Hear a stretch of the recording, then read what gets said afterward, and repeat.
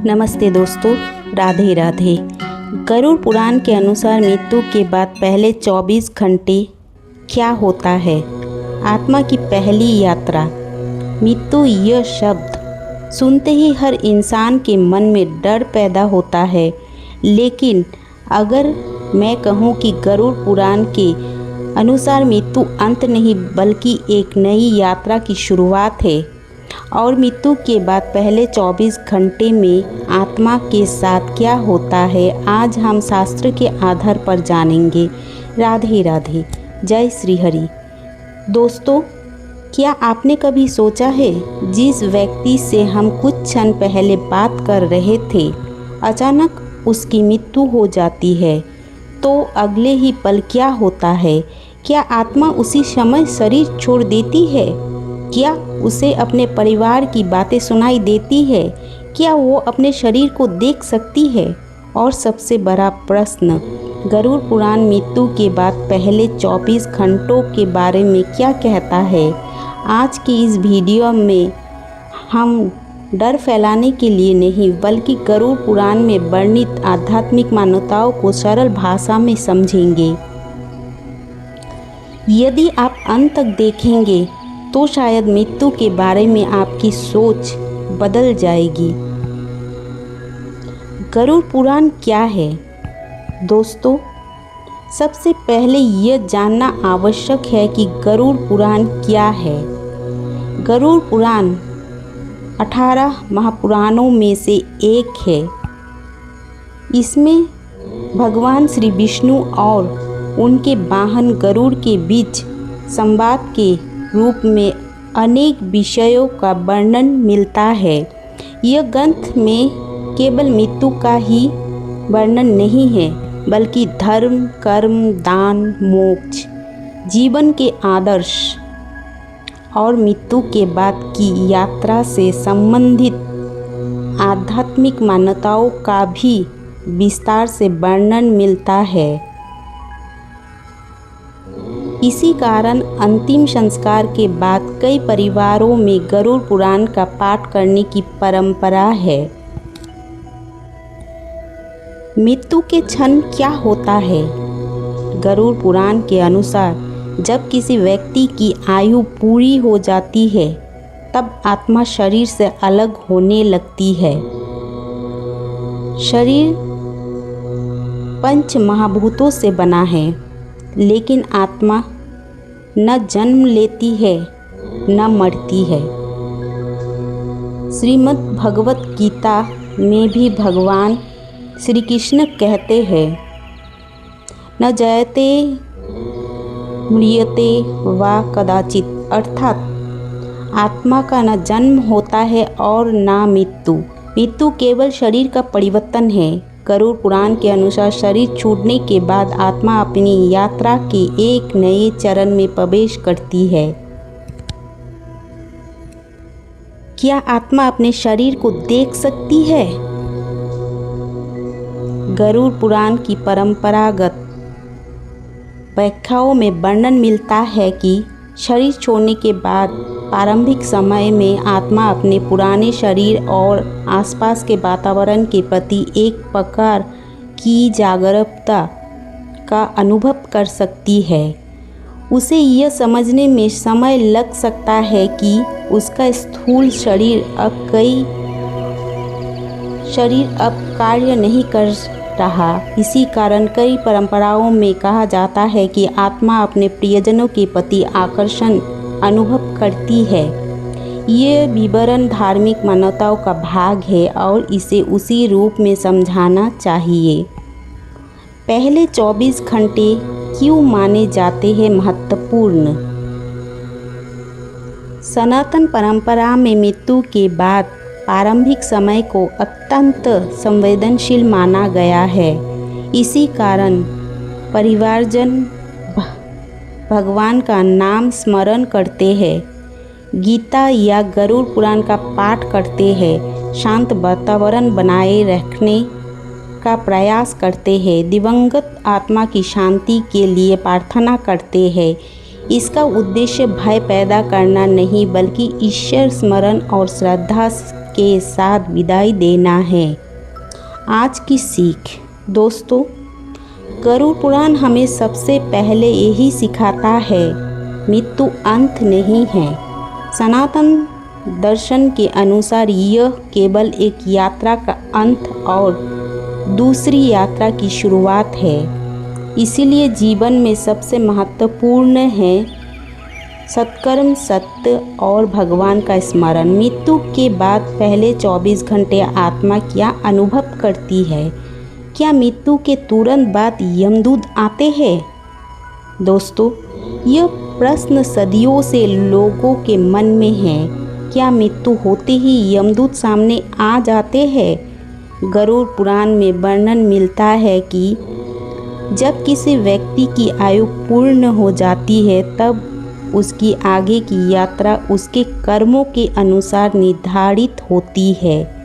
धार्मिक मान्यताओं के अनुसार जिन लोगों के कर्म पापपूर्ण होते हैं उनके लिए यमदूत का वर्णन भयावह रूप में किया गया है, लेकिन जो व्यक्ति धर्म, भक्ति और सत्कर्म में जीवन बिताता है उसके लिए अनेक वैष्णव परंपराओं में ये भी माना जाता है कि भगवान विष्णु के पादर्श उसका मार्गदर्शन करते हैं। अर्थात सनातन धर्म केवल दंड की बात नहीं करता, वो ईश्वर की करुणा की भी बात करता है।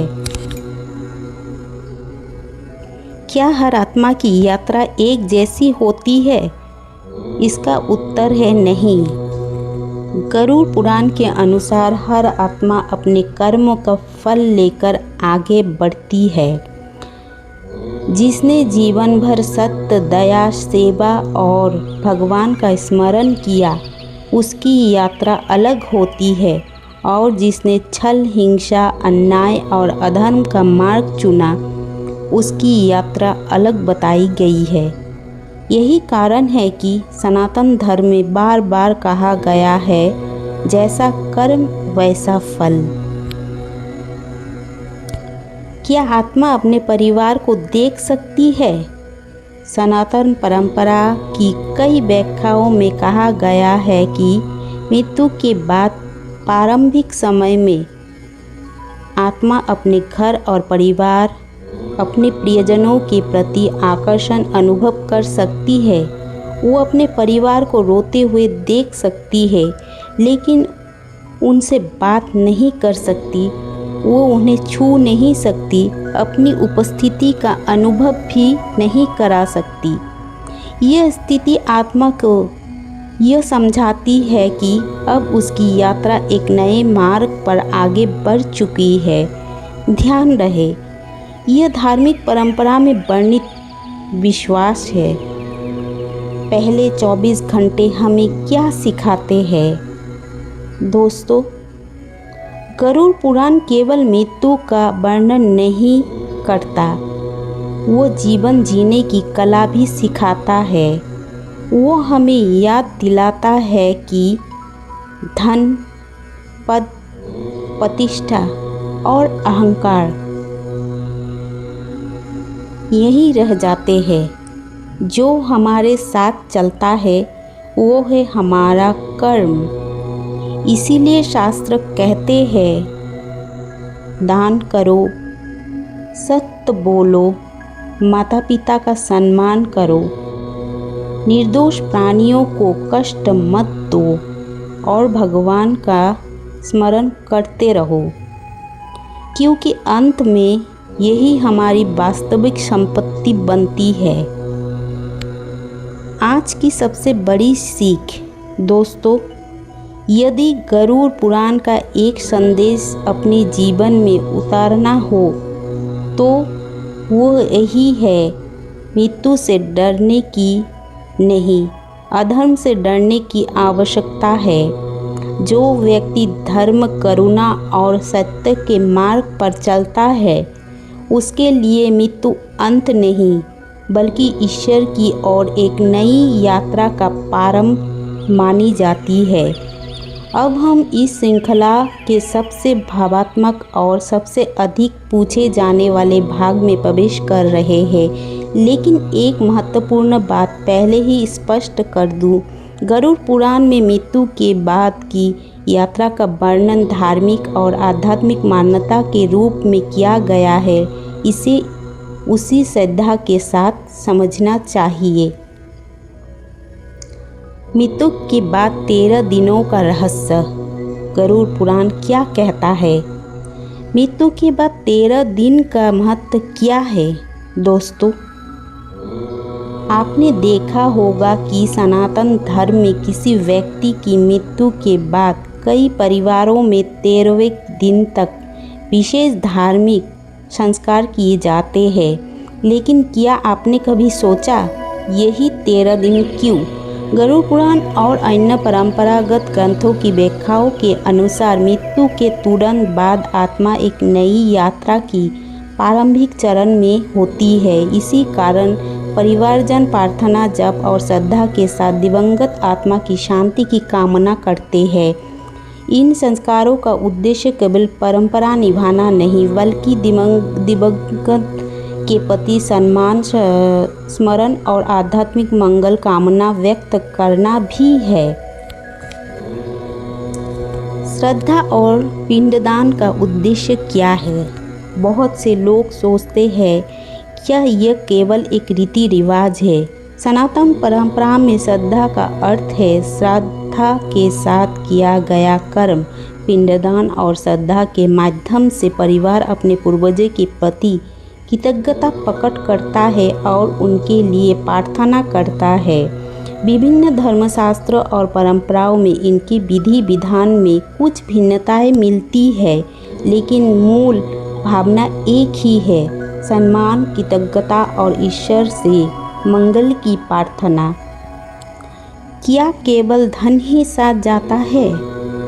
दोस्तों, यदि गरुड़ पुराण की सबसे गहरी शिक्षा को एक वाक्य में कहा जाए तो वो है, मनुष्य के साथ उसका धन नहीं, उसके कर्म जाते हैं। जिस घर को बनाने में पूरी उम्र लग गई वो यहीं रह जाता है। जिस पद को प्रतिष्ठा पर हमें गर्व था वो भी यहीं रह जाती है। जो शरीर हमारा अपना लगता था वो भी पंचतत्व में विलीन हो जाता है। लेकिन सत्य, दया, सेवा, दान और भगवान का स्मरण, यही आत्मा की वास्तविक संपत्ति मानी गई है। गरुड़ पुराण हमें डराता है या जगाता है? बहुत से लोग गरुड़ पुराण का नाम सुनते ही डर जाते हैं, लेकिन यदि पूरे ग्रंथ को ध्यान से पढ़ा जाए तो पता चलता है कि इसका उद्देश्य केवल मृत्यु का वर्णन करना नहीं है। इसका वास्तविक उद्देश्य है मनुष्य को जीवन में ही सही मार्ग चुनने की प्रेरणा देना। यह हमें बार बार याद दिलाता है आज जो समय हमारे पास है उसी में अच्छे कर्म कर सकते हैं, माता पिता की सेवा कर सकते हैं, ज़रूरतमंद की सहायता कर सकते हैं, भगवान का स्मरण कर सकते हैं। क्योंकि जीवन अनिश्चित है, लेकिन कर्म का फल निश्चित माना गया है। आज की सबसे बड़ी सीख, दोस्तों, मृत्यु के बाद क्या होगा यह जानने से भी अधिक महत्वपूर्ण है आज हम कैसे जी रहे हैं। यदि हमारा जीवन सत्य, करुणा, धर्म और भक्ति से भरा है तो मृत्यु भी भय का विषय नहीं, बल्कि ईश्वर की ओर एक नई यात्रा का द्वार बन जाती है। आज हम इस श्रृंखला के अंतिम और सबसे महत्वपूर्ण भाग में प्रवेश कर रहे हैं। अब तक हमने मृत्यु, आत्मा, कर्म और गरुड़ पुराण की शिक्षाओं को समझा, लेकिन अब सबसे बड़ा प्रश्न है, क्या मृत्यु के बाद आत्मा को मुक्ति मिल सकती है? और क्या ऐसा जीवन जीना संभव है जिसमें मृत्यु का भय कम हो जाए? आइए इस अंतिम रहस्य को समझते हैं। मृत्यु का सबसे बड़ा रहस्य, गरुड़ पुराण का अंतिम संदेश। क्या मृत्यु ही अंत है? दोस्तों, सनातन धर्म कहता है मृत्यु अंत नहीं है, यह केवल एक परिवर्तन है। जिस प्रकार मनुष्य पुराने वस्त्र छोड़कर नए वस्त्र धारण करता है, उसी प्रकार आत्मा भी पुराने शरीर को छोड़कर अपनी आगे की यात्रा पर निकलती है। भगवद गीता में भगवान श्री कृष्ण कहते हैं, वसांसि जीवाणि यथा विहाय नवानि गृह्णाति न सो परानि। अर्थात जैसे मनुष्य पुराने वस्त्र त्याग कर नए वस्त्र धारण करता है, वैसे ही आत्मा पुराने शरीर को छोड़कर आगे बढ़ती है। इसीलिए मृत्यु शरीर की होती है, आत्मा की नहीं। मुक्ति क्या है?